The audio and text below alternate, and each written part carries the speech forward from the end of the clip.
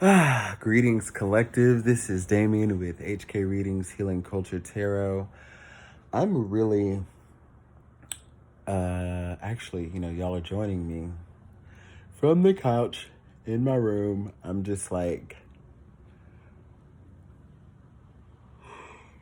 I should not be yawning on camera like that. I know.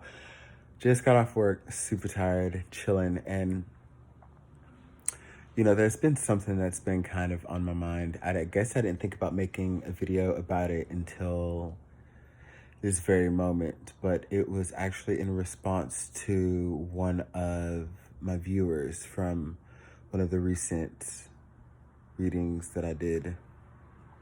Should I say who it's for? Fuck it. It was for the Leo reading, the last reading I just put out. I knew some people weren't gonna like that reading. That's totally fine. I'm not really worried about it. Make sure Do Not Disturb is on. But because it was just one of those messages where the people who are real with themselves are gonna get it, and the others, fuck it. But it's just up to me to deliver the word however it comes.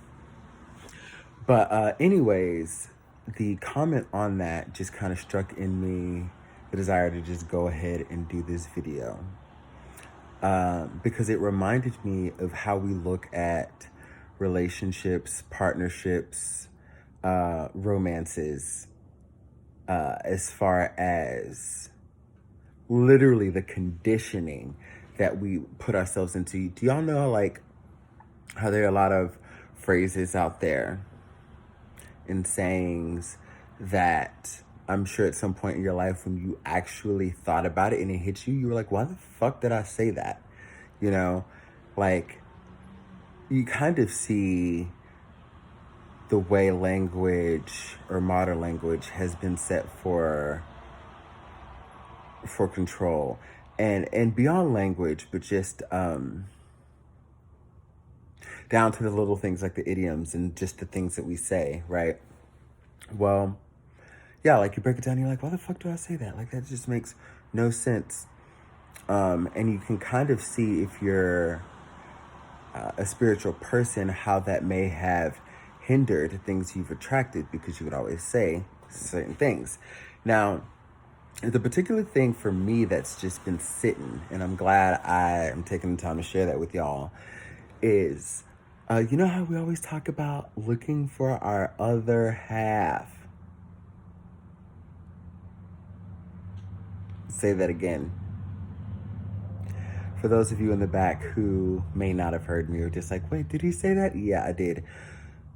We were kind of raised and taught and conditioned to, one of many things, look for our other half, not just our counterpart or our partner, but our other half. And yeah, counterpart can kind of go into that too. Because to me, that is even insinuating that there's these two half parts to make a whole part function. None of that shit. When you are doing the work on yourself to become your best person, the light work, the shadow work, the forgiveness, the compassion, when you're really hitting home with those things and you are happy with yourself and loving yourself and realizing what you have to contribute and what you have to offer and how magnificent and how amazing you are, all of those things are building you up to be whole, right? 100%. And I would even give this as advice to friends, though, of course, in my life, I've fallen short of it. It's hey, we got to change the percentage game. What we think is at the top that we should achieve for. We should be achieving or wanting to achieve 100% within ourselves. Never with someone else, because that's always the mentality of coming at shit half, coming at shit 50%, looking for your other half. No. When you become whole, you're looking for another whole, and this shit is based on a 200% spectrum. You see what I'm saying? And then that's the next stage, I believe, in ascension in that particular aspect of your life. Folks, you should never be looking for your other half. I know I'm not looking for my other half.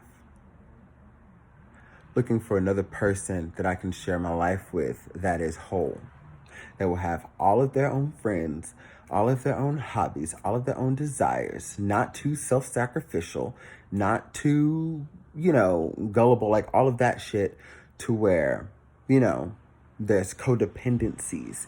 Because two people who are coming at it with that mindset, are likely to end up in a codependent situation, a codependent relationship, And I think that is truly dangerous territory. And it all comes from what we say to ourselves, the energy that we speak, because those vibes go out, and vibrations based on what we're thinking and saying and putting out, that's what comes back. So we have to remember, never looking for your other half. Never, never, never. Looking for your other half will make you that person, the type that wants you to stay home all the time. They don't really want you to go out because they want to be with you. But they don't have hobbies. They don't have friends. They want to be around you 24/7 because they're codependent. They don't know who the fuck they are. They don't have a life. They're 50%ing it.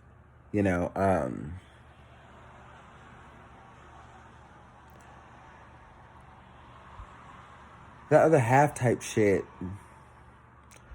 will have you dealing with someone who constantly wants to go through your phone.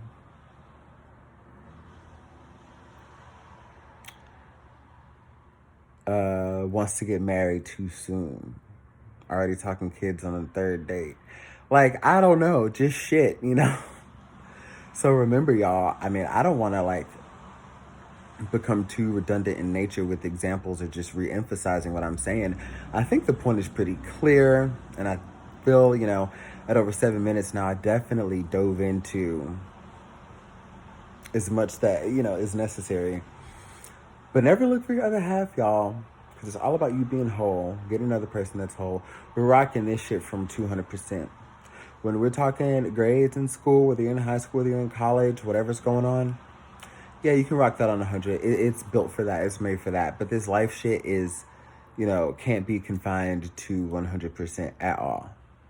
But that's that mindset of the different ways in society we are told that we are not enough. We, engrave in us that we're not enough. That everything we need is external, including love. You need someone to make you complete. That's a damn lie. Now, have we all felt that? Oh, yes, I'm sure, me and I know all y'all, there were people we didn't want to let go of. And there were folks that if we could have glued them to our bed in a cellar, we might have, I know I'm being silly, but no, yeah, real shit though.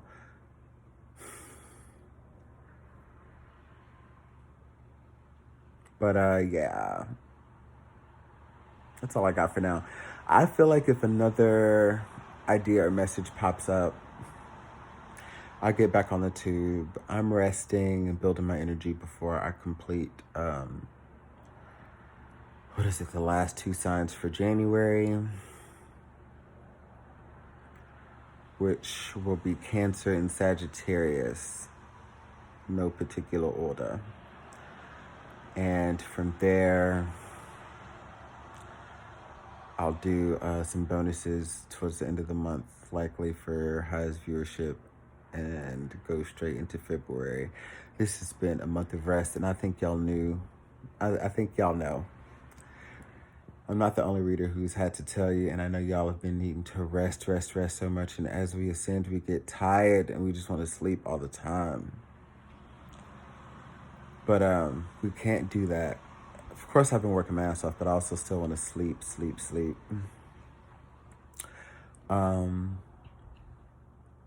Cancer or Sagittarius can likely expect a video tonight. I don't know. Let me cut this rambling short. Got a Gemini moon, so I could just do this for days, and y'all will just be watching me just talk shit out. Love y'all.